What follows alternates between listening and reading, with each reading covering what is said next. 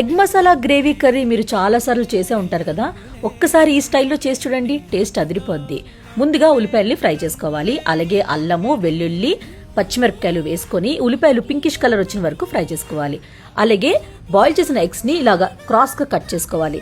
ఇలా చేసిన వల్ల మసాలా అంతా లోపలికి వెళ్ళి ఎగ్స్ తిన్నప్పుడు చాలా రుచిగా ఉంటుంది. ఇప్పుడు ఆయిల్లోని ఉప్పు, కారం, పసుపు వేసుకొని ఈ ఎగ్స్ 1 నిమిషం పాటు ఫ్రై చేసుకోవాలి. ఇప్పుడు మిక్సీ జార్ తీసుకొని అందులోని ఉల్లిపాయలు ఫ్రై చేసుకుని ఉంచున్నాం కదా, అది నానబెట్టుకున్న జీడిపప్పు, కొంచెం కొత్తిమీర వేసుకొని పేస్ట్ చేసుకోవాలి.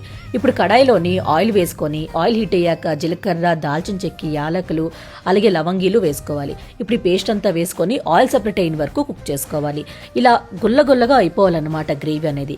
ఇందులో కొంచెం ఉప్పు, కారము, పసుపు, అలాగే ధనియాల పౌడర్ వేసుకొని 1 నిమిషం పాటు ఫ్రై చేసుకోవాలి. ఇలా ఆయిల్ సెపరేట్ అయిన తర్వాత ఫ్లేమ్ని లో చేసుకొని పెరుగు వేసుకోవాలి. పెరుగు వేసుకొని పెరుగంతా బాగా కలిసిన తర్వాత ఆయిల్ సెపరేట్ అయిన తర్వాతే మీరు ఈ ఎగ్స్ వేసుకోవాలి.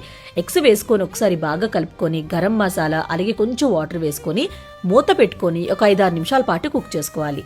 అంతేనండి, రెడీ అయిపోయింది super tasty egg masala curry. ఒక్కసారి ఇలా ట్రై చేసి చూడండి, టేస్ట్ అయితే అదిరిపోద్ది, మీకు చాలా నచ్చుతుంది.